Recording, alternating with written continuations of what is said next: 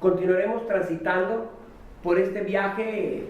A mí en lo personal me parece maravilloso, aunque un poco a salto de mata, porque pues, el tiempo de que disponemos no es el ideal, porque escudriñar en una civilización, el deber ser, la concepción del mundo, no es tarea sencilla. Y así podemos transitar hacia la concepción de deber ser de los judíos, el judaísmo, sus libros sagrados, y esta concepción que me parece muy interesante. De manera sintética señalaré esa visión que se tiene del hombre o la mujer hechos a imagen y semejanza de la deidad, y ese compromiso que se tiene de cuidar de sí mismo, pero sobre todo cuidar de los demás.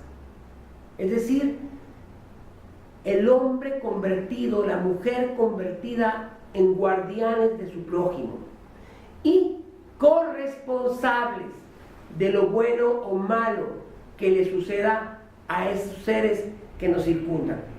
No cabe duda que una visión de esas características ayudaría mucho en tiempos como los que vivimos, con esta violencia que cada día se sale más de control en lo que toca a los órganos institucionales. Y por ello, cuando leo y reflexiono sobre estos periodos o épocas de la humanidad, digo, ¿qué hemos hecho mal para encontrarnos en la condición en la que ahora nos hallamos?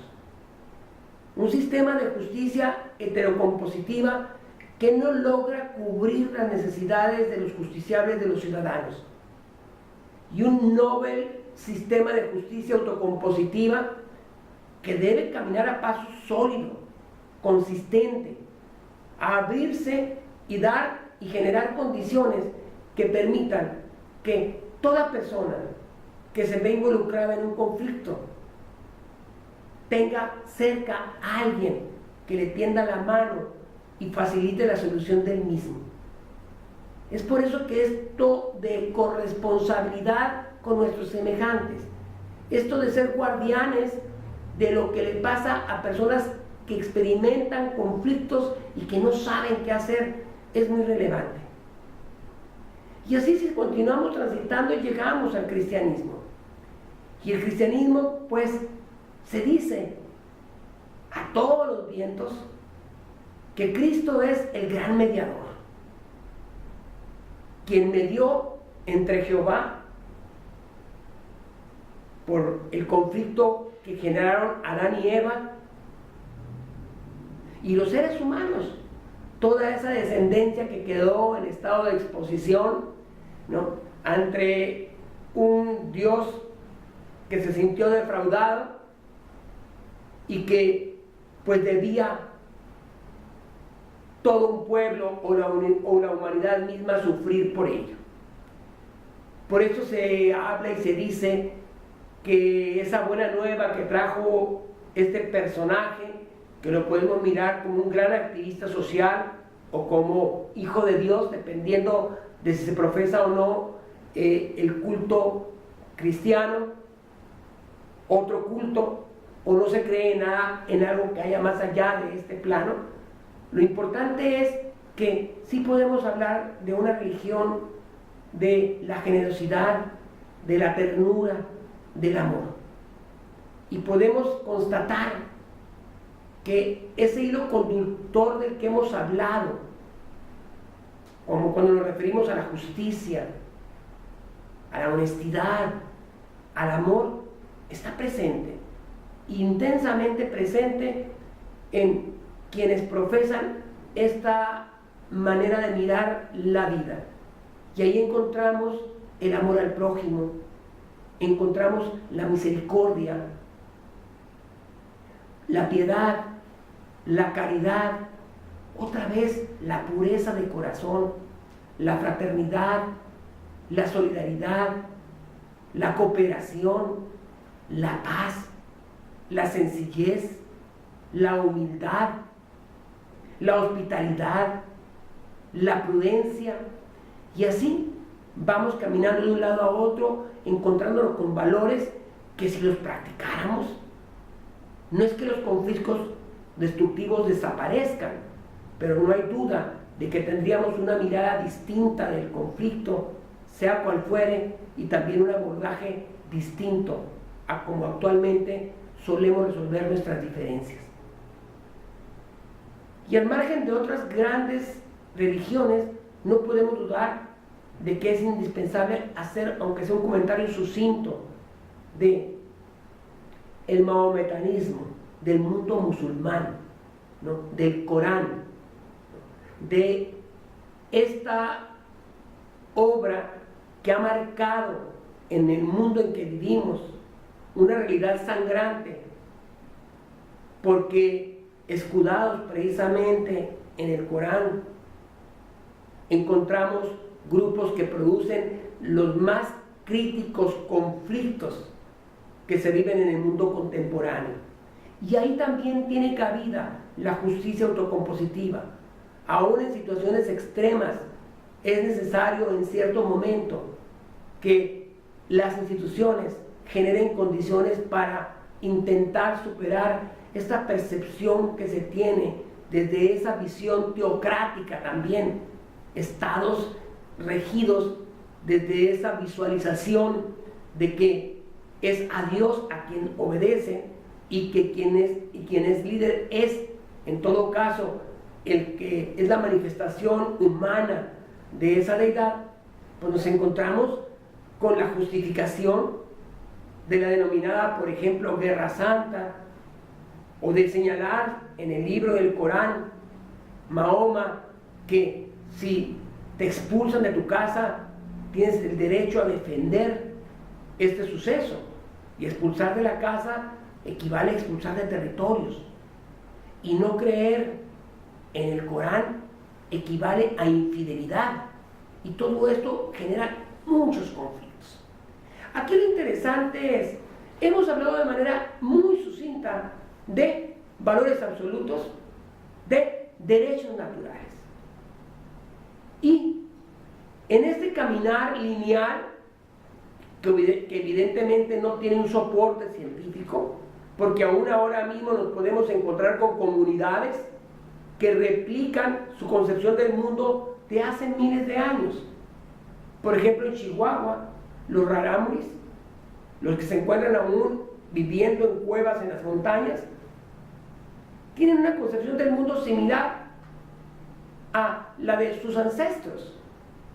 Entonces no podemos hablar de la evolución de la especie humana, podemos hablar de la evolución de grupos de distintas regiones del mundo, su manera de concebirse, cómo se percibe el deber ser y cuál es la realidad que se está viviendo en esas comunidades.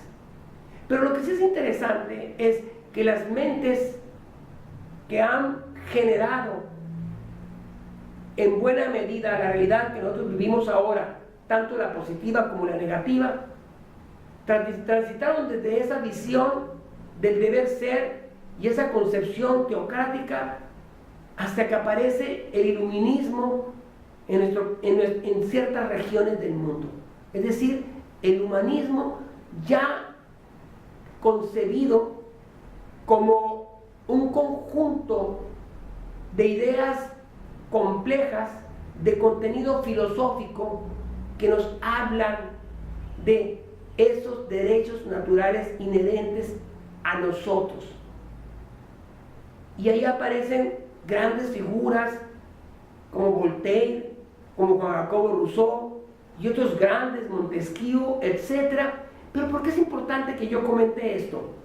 Porque el siglo XVIII aparecen ya movimientos que hacen la conversión de valores absolutos y derechos naturales, con la connotación a la que he venido haciendo referencia con anterioridad, que pugnan por generar declaraciones llamadas universales sobre los derechos del hombre y del ciudadano.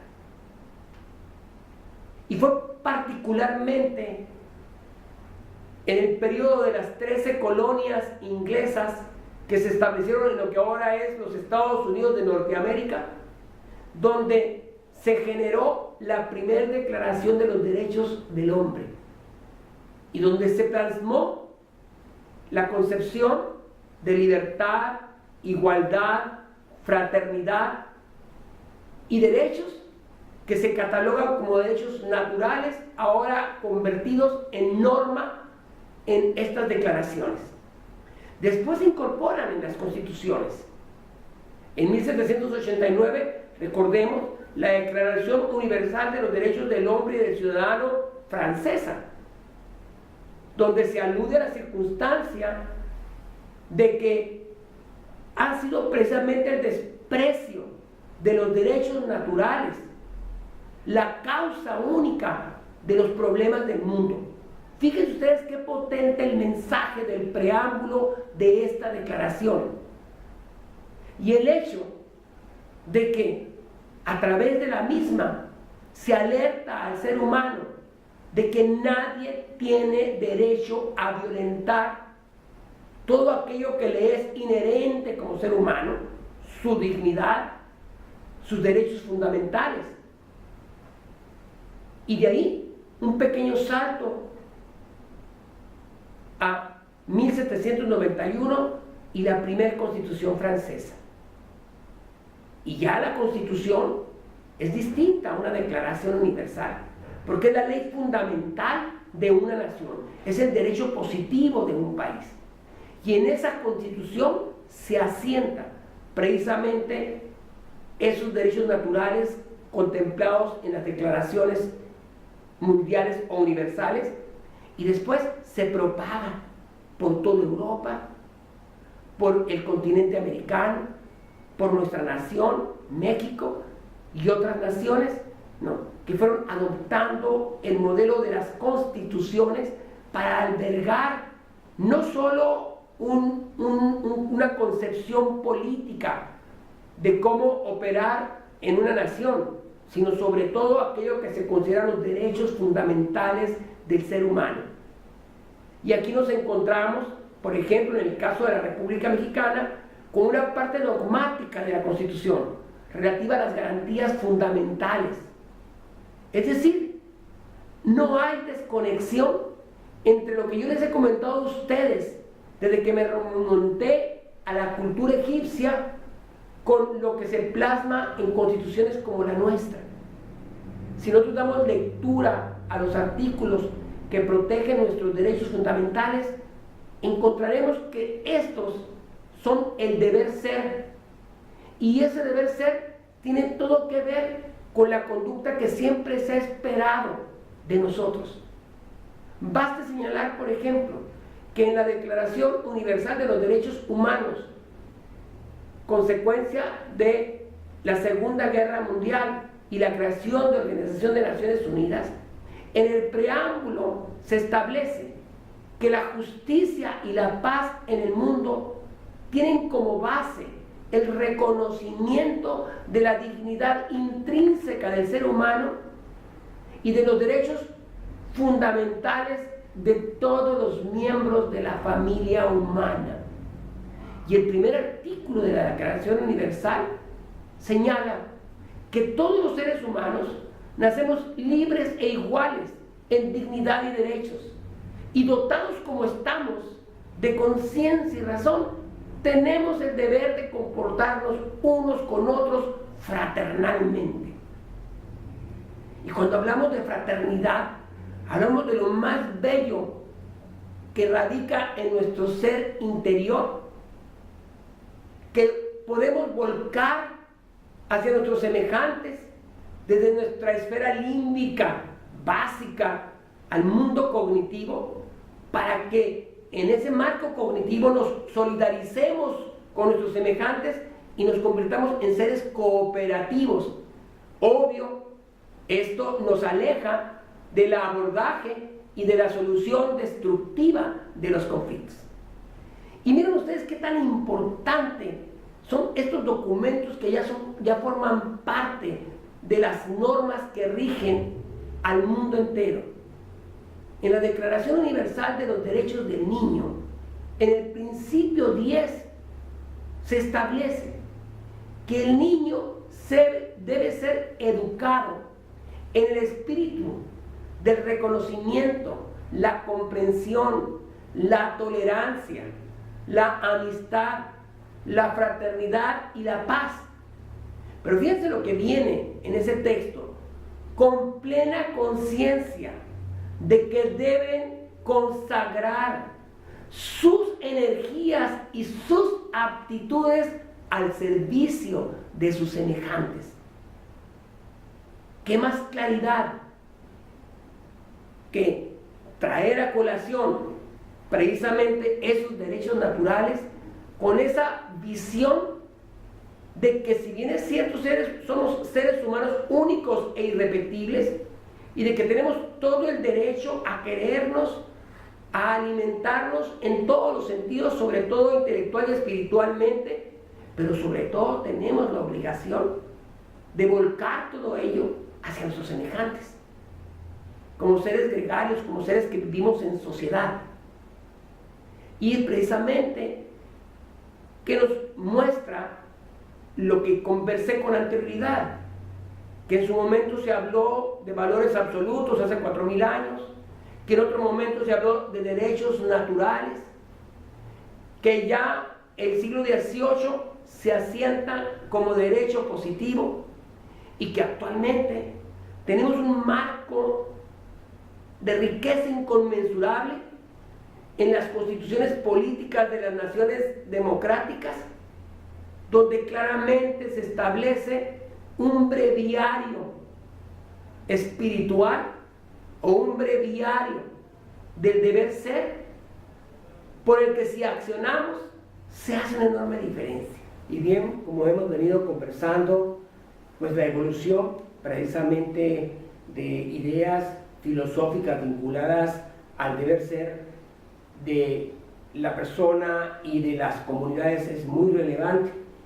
Por ello hemos charlado sobre valores absolutos, sobre derechos naturales, sobre ya los derechos naturales convertidos en derechos humanos, y por último en el derecho positivo consagrado en las constituciones políticas de distintas naciones del mundo.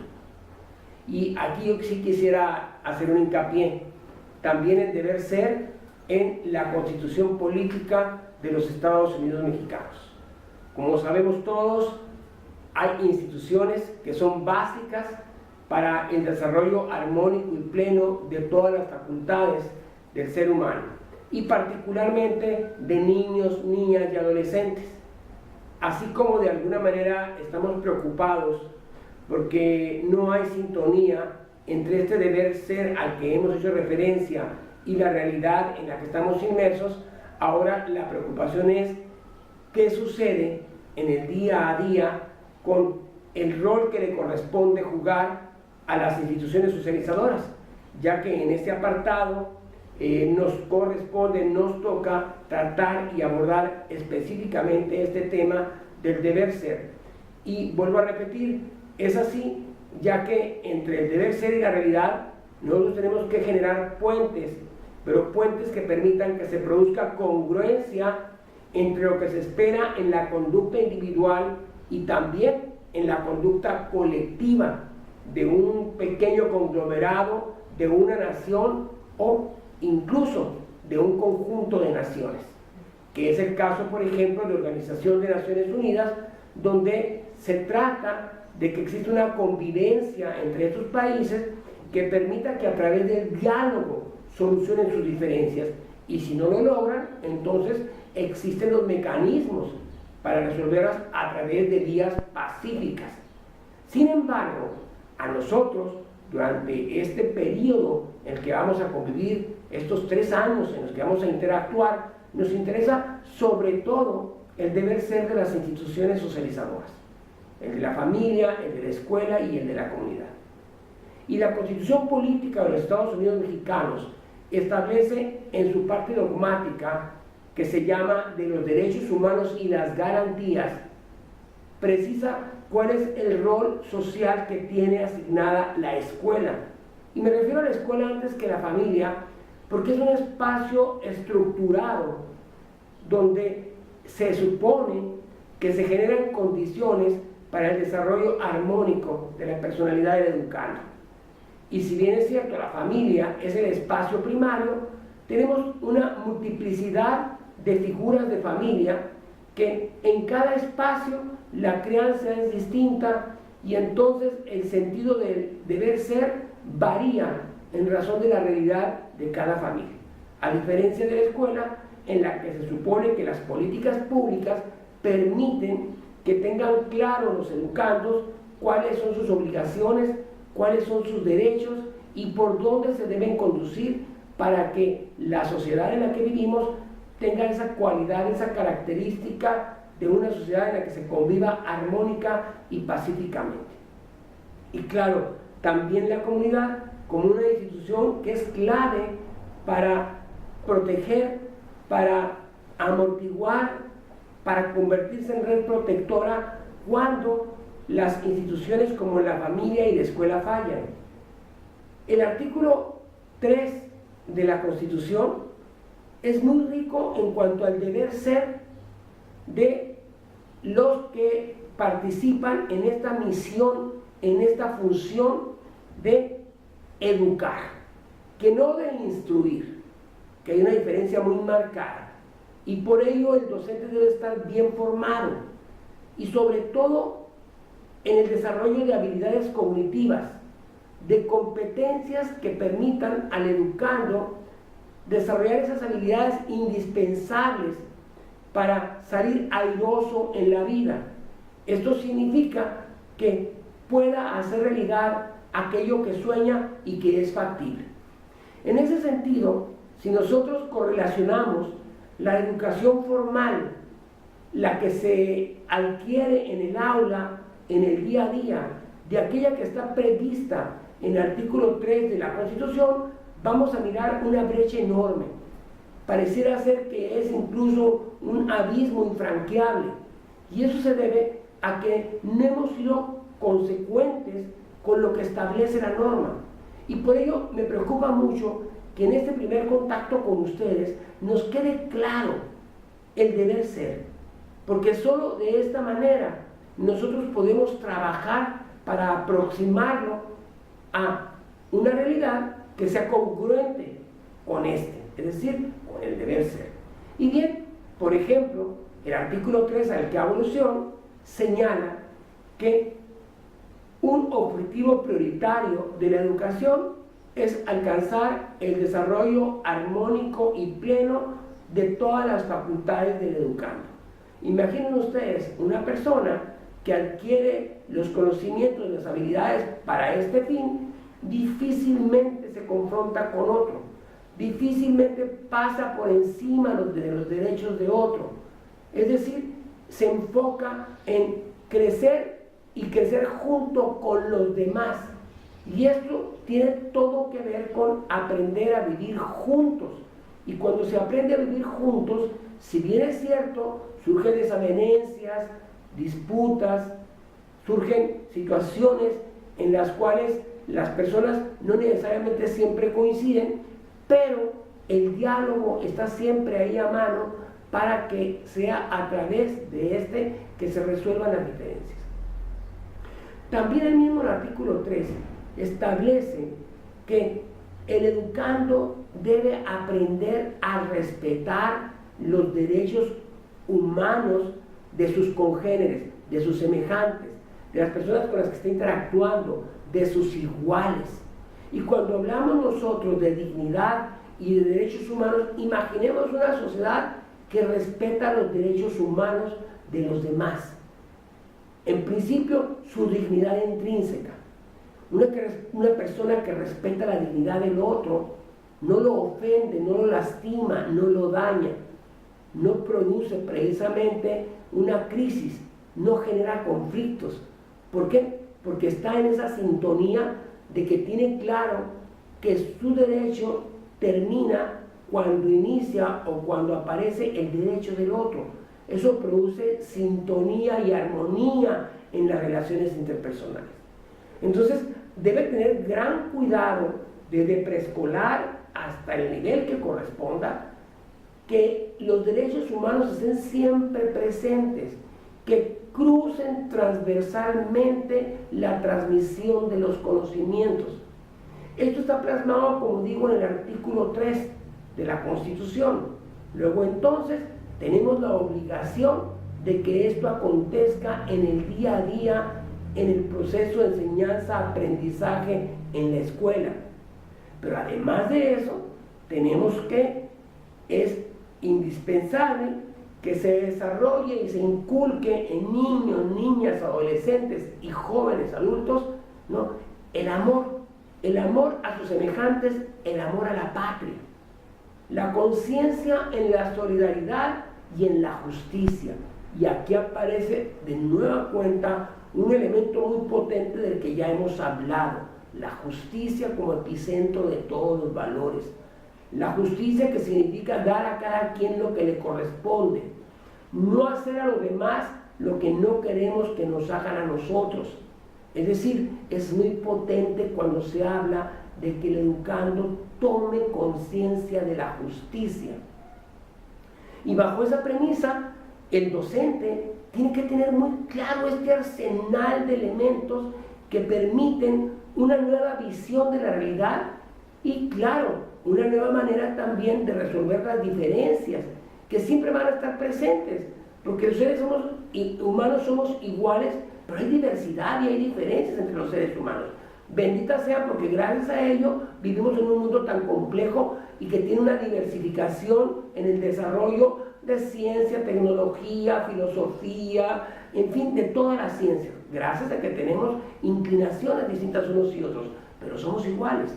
Y en ese sentido es muy importante que el docente vaya más allá de enseñar aritmética o matemáticas, geografía o historia, gramática, etc. O sea, debe transmitir esos elementos que hacen a una educación en la que el ser humano se puede decir así como resplandecer con una energía enorme.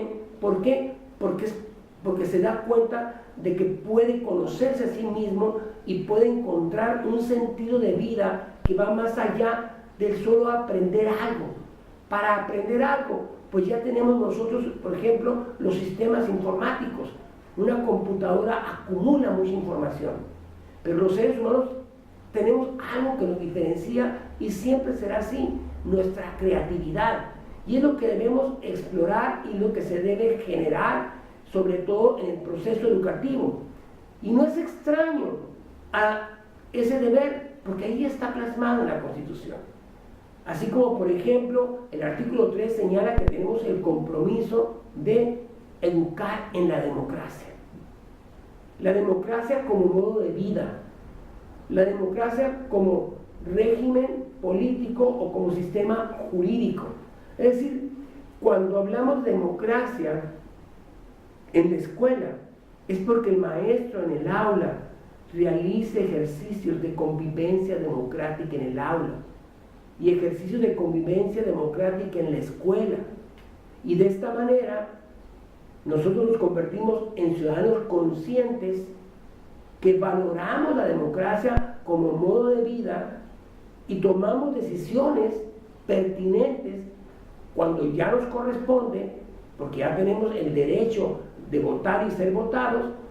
Pero bueno, durante esa etapa de la vida resulta que la escuela operó como una escuela democrática, y una escuela democrática no significa caos ni desorden, ¿no? Al contrario, así como hay en el mundo democracias consolidadas donde precisamente lo que permea es el respeto a la cultura de la legalidad, es el respeto a las normas de convivencia. Eso se espera precisamente en estos ejercicios de aprender y saber cómo es que la democracia es un modo de vida y que desde escuela se aprende. El aprendizaje de las normas de convivencia. O sea, hay normas establecidas en reglamentos, en leyes, que tienen todo que ver con cómo interactuar unos con otros, con cómo relacionarnos respetándonos, siendo tolerantes, flexibles, respetuosos.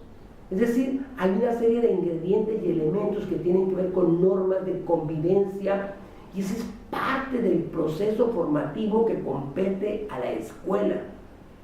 Y eso es deber ser que tenemos que llevar a los hechos, porque de lo contrario, el ambiente en la escuela es ríspido, de conflictos, de confrontación, y un ambiente en el que evidentemente los niños, niñas, los adolescentes están en roce continuo, y esto no ayuda a generar el perfil de ser humano deseable.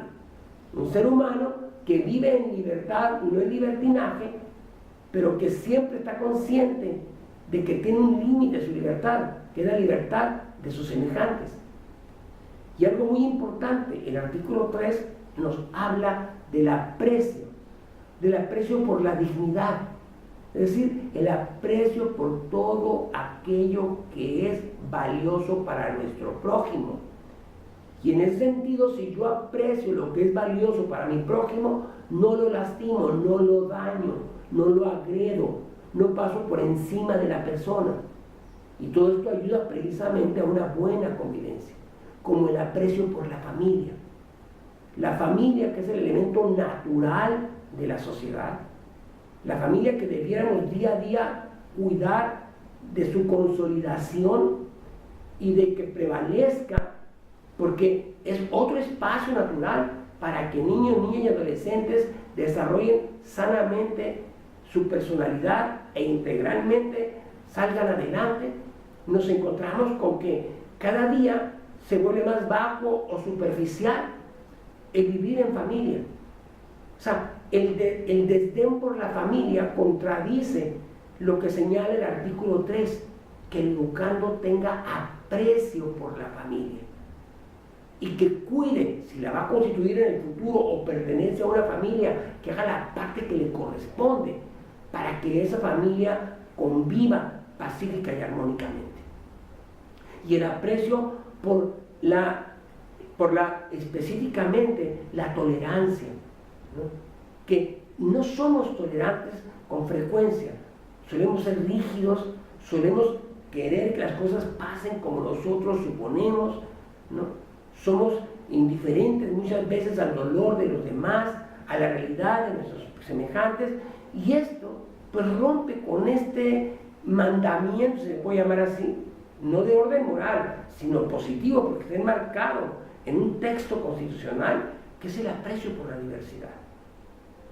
Y algo que es muy importante, como un elemento nodal del artículo 3 constitucional, que es el hecho de que nosotros tengamos esa predisposición por sacrificar en alguna medida nuestro interés individual por el interés de los demás.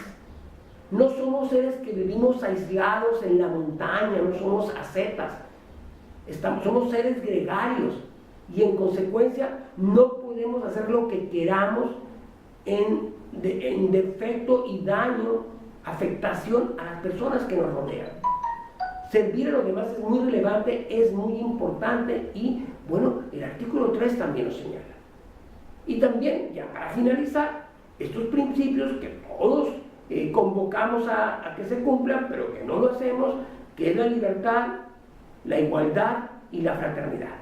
Pues vean ustedes cómo tenemos un deber ser vinculado con la educación, y tenemos otro deber ser vinculado con la familia. Y ahí es muy importante destacar que el riesgo de fallar es mayor que en la escuela.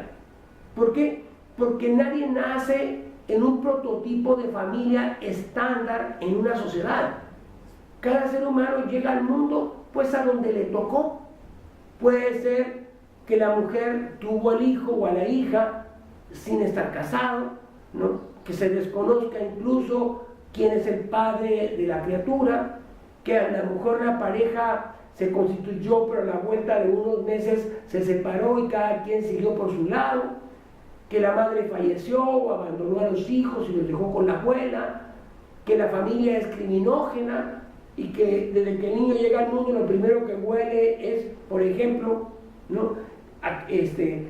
la sustancia como la marihuana o otros otros elementos, una familia que desgraciadamente pues sus disvalores son los que la movilizan. Entonces es muy difícil hablar de un prototipo de familia. Sí tenemos por fortuna que la mayoría de las familias están pensadas como familias nucleares, como familias donde hay un papá, hay una mamá y están los hijos. Más allá de otras composiciones familiares que debemos respetar.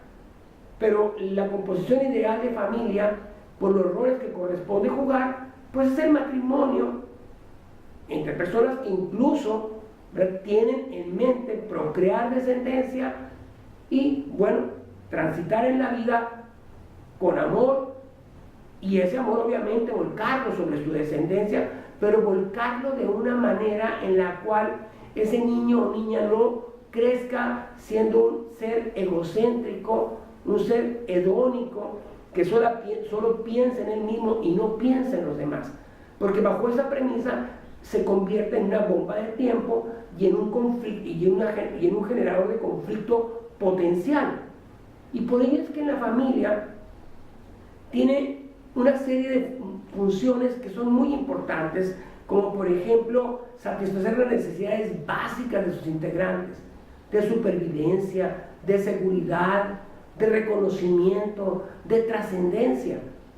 Por eso es que en la familia nos nutrimos afectivamente, y para ello es muy importante que los adultos, que las personas que rodean al ser que está en proceso de desarrollo, tengan la capacidad y la disposición para transmitir algo que va a ser consustancial a ese niño o niña. Lo que pasa desde la matriz de la madre hasta los primeros años de vida, antes de los 5 años, es determinante en la personalidad del ser, en el comportamiento del ser en el futuro. Entonces debemos cuidar que ese niño sea nutrido afectivamente, que ese niño y en ese niño o niña se cultiven valores, que podemos hablar de ellos, ya como lo hicimos con anterioridad, traducidos en derechos naturales y en derechos humanos, y en derecho positivo en la Constitución. Es decir, la familia permea, ¿no?, en la óptica y en la percepción del bien a los seres que forma, y bajo esa premisa va desactivando el riesgo de que el conflicto no solo sea un conflicto más el que se genere por el niño o niña, sino que incluso permanezca prácticamente inaccesible, ¿no?, a la mente de ese niño o niña el romper con normas que son aquellas que son catalogadas como delitos por la gravedad que generan a valores muy importantes para la vida social. Y ahí tiene también el hecho de que cada familia tiene el derecho de inculcar valores espirituales de su descendencia, la libertad de credo, ¿no? Cada familia procurará que su hijo o hija tenga o se conduzca en base a ciertos principios y valores, los principios éticos, los principios cívicos, la cultura de la legalidad, ¿no? Esta congruencia que debe haber entre fraternidad, solidaridad y cooperación en la familia, pero sobre todo que en la familia se aprenda a dialogar, que cualquier suceso que acontece se coloque sobre la mesa. Y aquí, de nueva cuenta, aparece como muy importante en el tema del abordaje y la solución de los conflictos. Así como hablamos de democracia en la escuela, debemos hablar de democracia en la familia. Democratizar en la familia significa que al interior de esta se haga la práctica de lo que es, en un espacio reducido, el privilegio del diálogo, de la deliberación, del consenso, saber escuchar al niño o niña independientemente de la edad que tenga, ser tolerantes, flexibles. Es decir, en la familia somos constructores y los adultos tenemos una responsabilidad muy grande. Y si nuestro niño sabe hacer valer sus derechos, si nuestra niña está consciente de su dignidad y que no permite que alguien la avasalle en esta, porque es en su propia casa donde se le fortalece en lo mejor de sí misma, entonces nosotros estamos generando seres humanos con un perfil que desactiva con relativa facilidad cualquier tipo de conflicto que se presente. No estamos diciendo que en la familia desaparecen los conflictos, que en la escuela desaparecen los conflictos, no.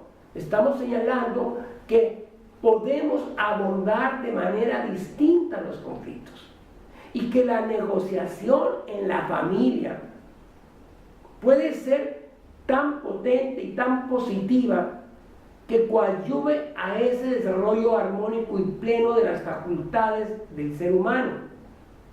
Lo mismo podemos decir en la escuela.